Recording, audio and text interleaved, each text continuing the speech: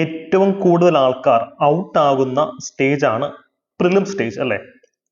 പക്ഷെ ഏറ്റവും എളുപ്പത്തിന് ക്രാക്ക് ചെയ്യാൻ പറ്റുന്ന സ്റ്റേജും പ്രിലിം സ്റ്റേജ് തന്നെയാണ്.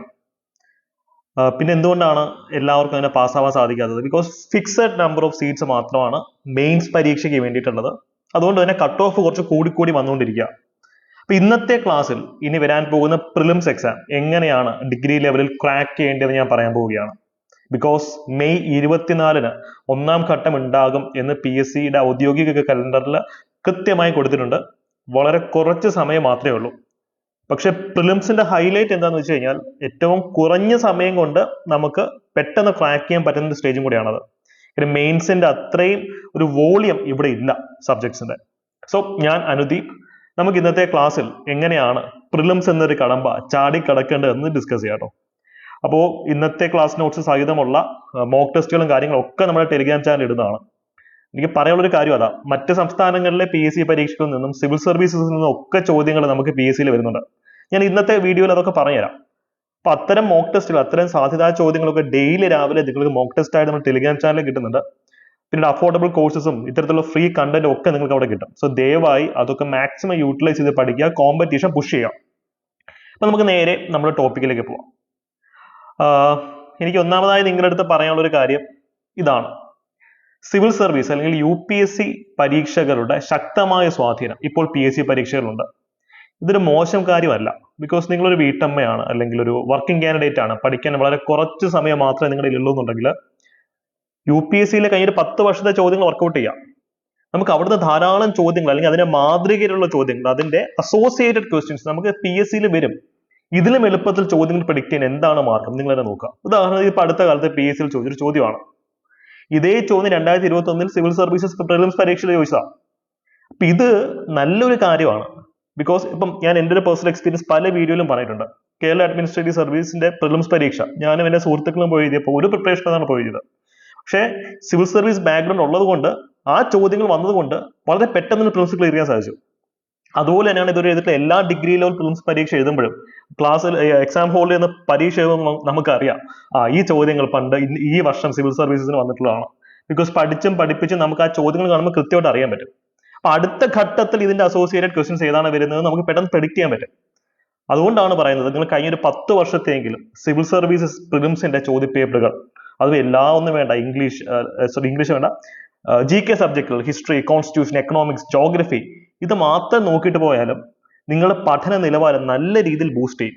ഇതിന്റെ ഒക്കെ മോക്ക് ടെസ്റ്റ് നിങ്ങൾക്ക് നമ്മുടെ ചാനലിൽ ഫ്രീ ഓഫ് കോസ്റ്റ് ലഭിക്കും. മാക്സിമം കോമ്പറ്റീഷൻ നിങ്ങൾ പുഷ് ചെയ്യാം. കാര്യം കോമ്പറ്റീഷൻ പുഷ് ചെയ്യാൻ ശ്രമിച്ചു കഴിഞ്ഞാൽ നിങ്ങൾ കോമ്പറ്റീഷന്റെ ഉള്ളിൽ വരും. അതല്ലെന്നുണ്ടെങ്കിൽ കോമ്പറ്റീഷന് പുറത്ത് നിന്നുകൊണ്ട് കളി കാണാനേ പറ്റുള്ളൂ. ഇതൊന്നും വലിയ സംഭവങ്ങളല്ല. സിവിൽ സർവീസ് ചോദ്യങ്ങൾ പരിശീലിക്കുക എന്ന് പറയുന്നത് ഏറ്റവും എളുപ്പത്തിൽ നമുക്ക് ചെയ്യാൻ പറ്റുന്ന ഒരു കാര്യമാണ്. ഒരു റാങ്ക് ഫയലിന്റെ 10 പേജ് കാണാതെ പഠിക്കുന്നതിന് അത്ര ബുദ്ധിമുട്ടില്ല. ഞാൻ ഈ പറഞ്ഞ ഒരു ടാസ്ക് ചെയ്യാം. സോ ആ ഒരു മെന്റാലിറ്റി മാത്രം ഡെവലപ്പ് ചെയ്താൽ മതി. ഈ ചോദ്യം നമുക്ക് നോക്കാം. ചോദ്യം എന്താണ്? What was the exact constitutional status of Indian republic on 26 January 1950? January 26, 1950 India republic ആയ ദിവസം. ആ സമയത്ത് നമ്മുടെ കോൺസ്റ്റിറ്റ്യൂഷണൽ സ്റ്റാറ്റസ് എന്തായിരുന്നു? നമുക്ക് എല്ലാവർക്കും അറിയാം. നമ്മുടെ പ്രിയാമ്പിൾ ഇന്ത്യയെ പറ്റി എന്താ പറയുന്നത്? India is A sovereign socialist secular democratic republic. ഇതൊക്കെ പഠിച്ചിട്ട് എല്ലാവരും പോകുന്നത്. അതുകൊണ്ട് തന്നെ ഏതെന്നുള്ള ഒറ്റ കുത്താണ്. പക്ഷെ ആ കുത്ത് സ്വന്തം നെഞ്ചത്തോട്ടാണ്. ബിക്കോസ് ഇവിടെ വർഷം കൊടുത്തിട്ടുണ്ട്, കൃത്യമായിട്ടും കണ്ടോ. അമെൻമെന്റ് ആക്ട് വഴിയാണ് പല വാക്കുകളും ആഡ് ചെയ്തിട്ടുള്ളത് അല്ലെ. ഇന്റഗ്രിറ്റി, സോഷ്യലിസ്റ്റ്, സെക്യുലർ പോലുള്ള വാക്കുകൾ പിന്നീട് ആഡ് ചെയ്തതാണ്, 1950-ൽ ആഡ് ചെയ്തതല്ല. പക്ഷേ ഈ ചോദ്യം UPSCയിലെ 2021 ഈ ചോദ്യം കണ്ട ഒരാൾക്ക് ഈ ഒരു ബോധം ഓൾറെഡി കിട്ടിക്കഴിയും. PSC ചോദിക്കുന്നതിനേക്കാൾ വർഷങ്ങൾക്ക് മുമ്പ് തന്നെ ഇത്തരം റാങ്ക് മേക്കിംഗ് ചോദ്യങ്ങൾ UPSCയിൽ വന്നിട്ടുണ്ട്. അപ്പൊ നമുക്ക് കൃത്യമായിട്ട് അറിയാൻ പറ്റും എന്താണ് റിപ്പബ്ലിക് ആയ സമയത്ത് സോവറിൻ ഡെമോക്രാറ്റിക് റിപ്പബ്ലിക് എന്നുള്ള 3 വാക്കുകൾ മാത്രമാണ് ഉണ്ടായിരുന്നത്. പിന്നീടാണ് ഈ പറഞ്ഞതുപോലെ സോഷ്യലിസ്റ്റ്, സെക്യുലർ, ഇന്റഗ്രിറ്റി പോലുള്ള വാക്കുകൾ കൂട്ടിച്ചേർത്തതെന്ന് നമുക്ക് അറിയാം. സോ നമുക്ക് ഓൾറെഡി അറിയാവുന്ന ഒരു ഫാക്ട് തന്നെയാണ് ഇവരെ കുറച്ച് വളഞ്ഞ് ചോദിച്ചിരിക്കുന്നത്. പക്ഷെ നിങ്ങൾക്ക് ഒരു സിവിൽ സർവീസ് മെന്റാലിറ്റി ആണെങ്കിൽ ഇതൊക്കെ ക്രാക്ക് ചെയ്യാൻ സാധിക്കും. അപ്പോൾ കഴിഞ്ഞൊരു 10 വർഷത്തെ UPSC ചോദ്യ പേപ്പറുകൾ അങ്ങോട്ട് വർക്കൗട്ട് ചെയ്യുക. എല്ലാം ഫ്രീ ഓഫ് കോസ്റ്റ് നിങ്ങൾക്ക് പുറത്ത് കിട്ടും. പിന്നീട് എനിക്ക് പറയാനുള്ളത്, മറ്റു പല വീഡിയോയിലും പറഞ്ഞിട്ടുള്ള പോലെ തന്ത്രപരമായി പഠിക്കുക എന്നുള്ളതാണ്. ഇതൊരു യുദ്ധമാണ്. യുദ്ധത്തിൽ ശക്തിയേക്കാൾ ഉപരി തന്ത്രമാണ് നമുക്ക് വേണ്ടത്. കാര്യം കടൽ പോലുള്ള സിലബസിനകത്ത് ഓരോ വാക്കും കാണാതെ പഠിച്ച് അതിന് നോട്ട് പ്രിപ്പയർ ചെയ്ത് ആഴത്തുള്ള അറിവ് നേടാൻ ഒരു മനുഷ്യായുസ് പോരാ. നിങ്ങൾ സിലബസ് എടുത്ത് നോക്കി അറിയാൻ പറ്റും.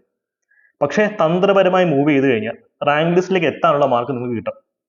ഞങ്ങളുടെ അഫോർഡബിൾ ബാച്ചസ്, പ്രിലിംസ് ബാച്ച് വെറും 1000 രൂപ മാത്രമാണുള്ളത്. അവിടെയും ഞങ്ങൾ ഈ വീഡിയോയിൽ പറയുന്ന ഇതേ സ്ട്രാറ്റജി അനുസരിച്ച് ഒരു സ്ട്രാറ്റജിക്കായ തന്ത്രപരമായ സ്റ്റഡി പ്ലാൻ കൂടെയാണ് ക്ലാസ്സുകൾ നിങ്ങൾക്ക് തരിക. അപ്പോൾ കോഴ്സിന്റെ അഡ്മിഷൻ എടുക്കാൻ താല്പര്യമുള്ള ആൾക്കാർക്ക് എന്ത് ചെയ്യാം, ഈ ഒരു നമ്പറിൽ കോൺടാക്ട് ചെയ്താൽ മതി. കമന്റ് സെക്ഷനിൽ ഞാൻ നമ്പർ പിൻ ചെയ്ത് വെച്ചിട്ടുണ്ട്. ഫീസ് മാത്രമേ കുറവുള്ളൂ. ഓരോ സബ്ജക്റ്റിലും ഏറ്റവും ആഴത്തിലുള്ള ക്ലാസ്സുകൾ, അതായത് ഏറ്റവും ബേസ് ലെവൽ മുതൽ സിവിൽ സർവീസ് ലെവൽ വരെയുള്ള ക്ലാസ്സുകൾ നിങ്ങൾക്ക് അവിടെ ലഭിക്കും. എല്ലാവർക്കും ഫോളോ ചെയ്യാൻ പറ്റുന്ന സിസ്റ്റത്തിലാണ് ക്ലാസ്സുകൾ പ്ലാൻ ചെയ്തിട്ടുള്ളത് കേട്ടോ. അപ്പോൾ എന്താണ് ഇതിന്റെ തന്ത്രം? നമുക്കറിയാം പ്രിലിംസിന്റെ സിലബസ് ആണിത്.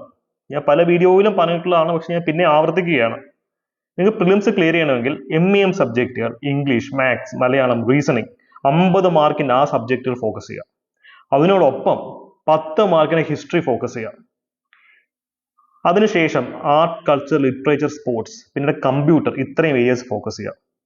ഇത്രയും ഏരിയസ് സ്ട്രോങ് ആണെങ്കിൽ നിങ്ങൾ പ്രിലിംസ് ക്ലിയർ ചെയ്യും. പക്ഷേ ഇതിൽ പറഞ്ഞിട്ടുള്ള മാർക്ക് ഡിസ്ട്രിബ്യൂഷൻ തന്നെ അവർ ഫോളോ ചെയ്യണമെന്നില്ല. അതുകൊണ്ട് തന്നെ ഈ സബ്ജക്റ്റുകൾ ഡ്യൂ ഇമ്പോർട്ടൻസ് കൊടുക്കുന്നത്, പ്രയോറിറ്റി ഇതിന് കൊടുക്കുന്നതാണ് ചെയ്യേണ്ടുന്ന ഒരു കാര്യം. ഇപ്പൊ എന്റെ ബാച്ചസ് ഞാൻ തുടക്കത്തിൽ ഈ സബ്ജക്റ്റിലാണ് കൊടുത്തുകൊണ്ടിരിക്കുന്നത്. പക്ഷെ അന്ന് സമയമുണ്ട്, നമുക്ക് പതുക്കെ പഠിച്ചു തീർക്കാൻ പറ്റും. പക്ഷെ പിന്നെന്ത് ചെയ്യാം, എന്താ പറയാ, റിട്ടേൺ ഓൺ ഇൻവെസ്റ്റ്മെന്റ്, നമ്മൾ കുറച്ച് സമയം ഇൻവെസ്റ്റ് ചെയ്ത് മാക്സിമം മാർക്ക് എക്സ്ട്രാക്ട് ചെയ്യാവുന്ന ഏരിയാസ് കൊടുക്കാൻ പറ്റും.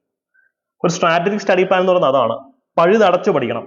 ഇവിടെ നിന്ന് കൂടുതൽ ചോദ്യങ്ങൾ ചോദിച്ചു കഴിഞ്ഞാൽ എന്ത് ചെയ്യാൻ പറ്റും, ആ രീതിയിൽ പഴുതടച്ചുള്ള പ്രിപ്പറേഷൻ ആണ് വേണ്ടത്. For example art and culture ഒക്കെ നമുക്ക് പെട്ടെന്ന് പഠിച്ച് തീർക്കാവുന്ന സിലബസ് ആണ്. നിങ്ങളൊന്ന് കറക്റ്റ് ടെക്നിക്കലായിട്ട് മൂവ് ചെയ്യുകയാണെങ്കിൽ ആർട്ട് ആൻഡ് കൾച്ചറും കമ്പ്യൂട്ടറും ഒക്കെ പെട്ടെന്ന് പഠിച്ച് തീരാൻ പറ്റും. 15 മാർക്കിന്റെ ടോപ്പിക്. പക്ഷേ ജോഗ്രഫി പഠിക്കണമെങ്കിൽ ഇതിന് ഇൻവെസ്റ്റ് ചെയ്യുന്നതിന്റെ ഒരു ഇരട്ടി സമയം ഇൻവെസ്റ്റ് ചെയ്യണം, പ്രോപ്പറായിട്ട് ആഴത്തിൽ പഠിക്കണമെങ്കിൽ. പക്ഷെ ഇവിടുന്നായിരിക്കും നമുക്ക് മെയിൻസിന് മാർക്ക് കിട്ടുക. അതുകൊണ്ട് തന്നെ പ്രിലിംസിന്റെ ഞങ്ങളുടെ ക്ലാസ് അറ്റൻഡ് ചെയ്ത് കഴിയുമ്പോൾ തന്നെ നിങ്ങൾക്ക് മെയിൻസിന്റെ നല്ലൊരു ഫൗണ്ടേഷൻ അതുവഴി ലഭിക്കുന്നതായിരിക്കും. ബിക്കോസ് അൾട്ടിമേറ്റ് ലക്ഷ്യം പ്രിലിംസ് ക്ലിയർ ചെയ്യുക എന്നുള്ളതല്ല, പരീക്ഷ ജയിക്കുക എന്നുള്ളതാണ്, റാങ്ക് ലിസ്റ്റിലേക്ക് വരിക എന്നുള്ളതാണ് നമ്മുടെ അൾട്ടിമേറ്റ് ലക്ഷ്യം എന്ന് പറയുന്നത്. അപ്പൊ അതിന് തന്ത്രപരമായി തന്നെ മുന്നേറുക. നിങ്ങൾ ഭാവി മുന്നിൽ കണ്ടിട്ട് മുന്നേറുക. ജസ്റ്റ് എങ്ങനെയെങ്കിലും പ്രിലിംസ് പാസ്സാകാം എന്നുള്ള മെന്റാലിറ്റി മാറ്റി വെച്ചുകൊണ്ട് മെയിൻസ് പരീക്ഷ പാസ്സാകാം എന്നുള്ള മെന്റാലിറ്റിയിൽ പ്രിലിംസ് അറ്റൻഡ് ചെയ്ത് കഴിഞ്ഞാൽ നിങ്ങൾ കയറിപ്പോകും. അത് നമ്മുടെ മെന്റാലിറ്റി നിങ്ങളൊന്ന് മാറ്റിയാൽ മതി. ഓക്കെ, അപ്പൊ അതാണ് നമുക്ക് അവിടെ പറയാനുള്ളത് മറ്റൊരു കാര്യം. പിന്നെ വലിച്ചു വാരി പഠിക്കരുത്. ഞാൻ പറഞ്ഞു, ആ പ്രിലിംസിന്റെ സിലബസിലുള്ള ടോപ്പിക്സ് ഓരോന്നും ആഴത്തിൽ പഠിക്കണം. അതായത് ഒരു പഠിക്കേണ്ട രീതിയിൽ പഠിക്കണം. ചവറ് പോലെ വാരി വലിച്ച് പഠിക്കുകയാണെങ്കിൽ ഒരു മനുഷ്യായുസ് പോരാ അത് തീർക്കാനായിട്ട്. നമുക്കറിയാം സയൻസ് ആൻഡ് ടെക്നോളജിയുടെ സിലബസ് തന്നെ കണ്ടാൽ അറിയാം, നല്ല ഡെപ്തിലുള്ളതാണ്. പക്ഷെ അവിടെ നിന്ന് വരുന്ന ഏറ്റവും ഈസി ചോദ്യങ്ങളാണ് ഇതുവരെ വന്നിട്ടുള്ളത്.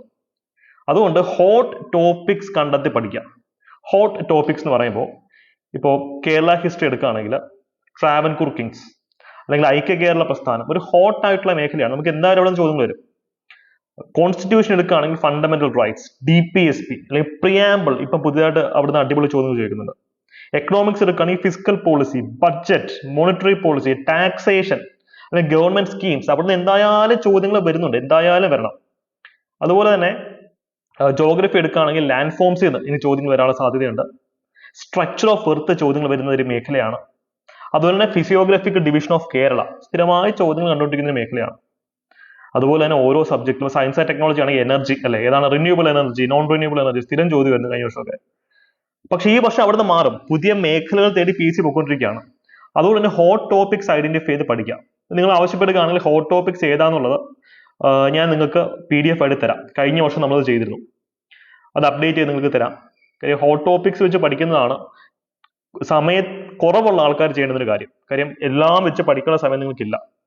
ഉറപ്പായും ചോദ്യങ്ങൾ വരും എന്ന് തോന്നുന്ന സെക്ഷൻസ് വെച്ച് തന്നെ പഠിച്ച് മുന്നേറുക. അതാണ് ഏറ്റവും സേഫ് ആയിട്ടുള്ള ഒരു സ്ട്രാറ്റജി എന്ന് പറയുന്നത്, ഹോട്ട് ടോപ്പിക്സ് വെച്ച് പഠിക്കുക.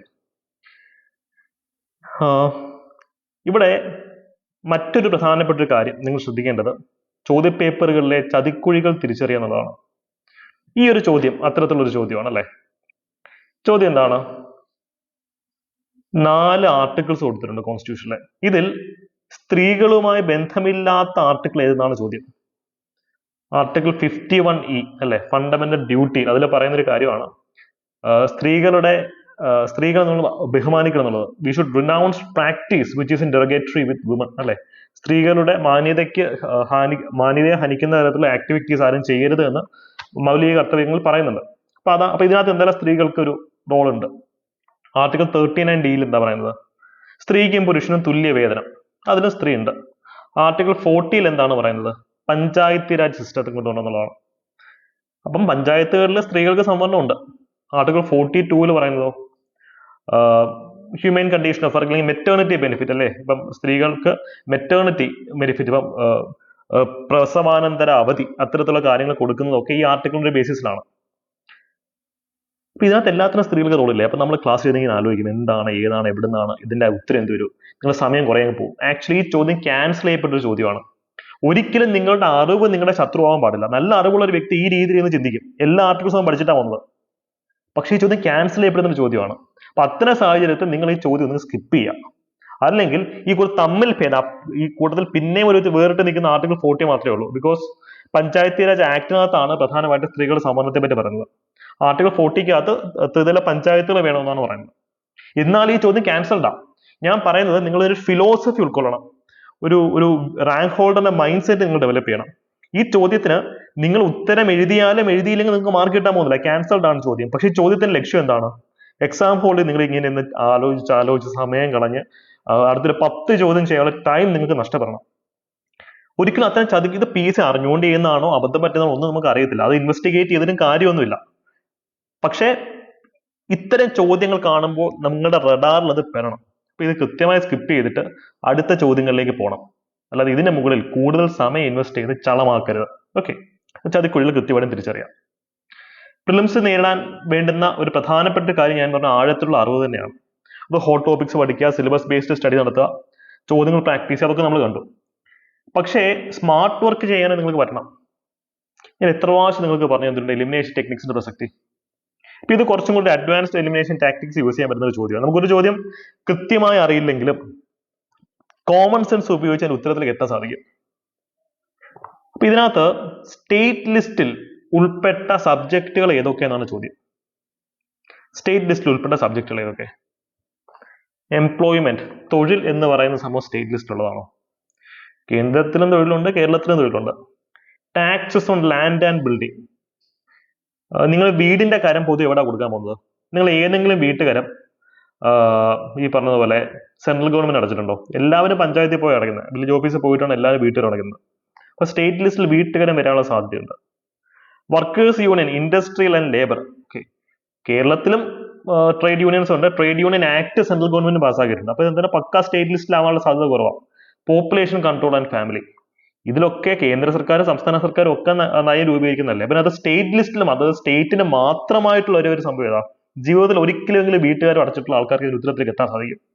അതാണ് ഞാൻ പറയുന്നത്, പ്രായോഗിക ബുദ്ധി നമുക്ക് ഈ കാര്യത്തിൽ വളരെ അനിവാര്യമാണ്.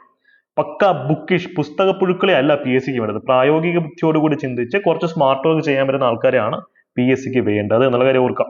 ഓക്കെ, അപ്പൊ അതിന് ഉത്തരം എന്ന് വെച്ച് കഴിഞ്ഞാൽ B ആണ്. B. ഓക്കെ, ഇതൊക്കെ PSCയുടെ തന്നെ ചോദ്യങ്ങളാണ്. നിങ്ങൾക്കുള്ളൊരു ഹോംവർക്ക് ആയി തരുന്നത്, ഇതിന്റെ ഉത്തരം കമന്റ് സെക്ഷനിൽ പറയാം. ഞാൻ പറഞ്ഞു MEM സബ്ജക്റ്റുകൾ, നമ്മുടെ പ്രിലിംസ് ബാച്ചിനും MEM സബ്ജക്റ്റുകൾക്ക് ഹൈ പ്രയോറിറ്റി ആണ്. Maths, English, Malayalam, reasoning. അത് സെറ്റ് ആണെങ്കിൽ തന്നെ 50 മാർക്ക് നമുക്കൊരു 45 മാർക്ക് അടിച്ചെടുക്കാൻ പറ്റും. പോട്ടെ, 40 മാർക്കെങ്കിലും കിട്ടും. പിന്നെ ഒരു 10-30 മാർക്ക് ബാക്കി ഏരിയാസിൽ നിങ്ങൾ ഒപ്പിച്ച് കഴിഞ്ഞാൽ പ്രിലിംസ് നിങ്ങൾ ഭയങ്കര കംഫർട്ടബിൾ ആയിട്ട് ക്ലിയർ ചെയ്യും. ഓക്കെ, കാര്യം അതാണ് നമ്മുടെ ലക്ഷ്യം. പ്രിലിംസിന് ഒരു 70-75 മാർക്ക് നേടിയെടുക്കുക അല്ലേ. അപ്പൊ ഇതിന്റെ ഉത്തരം എന്തൊരു നിങ്ങൾ കമന്റ് സെക്ഷനിൽ പറയാട്ടോ. അതിനുശേഷം പ്രിലിംസിൽ നിങ്ങൾ ടാർഗറ്റ് ചെയ്യുന്ന മാർക്ക് എന്തെന്ന് കമന്റ് ചെയ്യാം. അപ്പം ഹോട്ട് ടോപ്പിക്സിന്റെ വീഡിയോസ് നിങ്ങൾക്കായി കാത്തിരിക്കുന്നുണ്ട്. ഇപ്പൊ ഞാൻ ഈ പറഞ്ഞ ഇതേ സ്ട്രാറ്റജികൾ ഒരു സ്ട്രക്ചേർഡ് ആയിട്ട് ഒരു സ്റ്റഡി പ്ലാന്റെ ബേസിസിൽ വളരെ തുച്ഛമായ ഒരു ഫീസിൽ നിങ്ങൾക്ക് പഠിക്കണമെങ്കിൽ ഉറപ്പായും ഞങ്ങളുടെ ബാച്ച് നിങ്ങൾക്ക് ചെക്ക്ഔട്ട് ചെയ്യാം. ഫീസ് മാത്രമേ കുറവുള്ളൂ. എപ്പോഴും പറയുന്ന പോലെ ക്ലാസ് നിങ്ങൾക്ക് കിട്ടുന്ന ഏറ്റവും ബെസ്റ്റ് ക്ലാസ്സസ് തന്നെയായിരിക്കും ഞങ്ങൾ അവിടെ തരിക. അപ്പോൾ all the best. Thank you. By.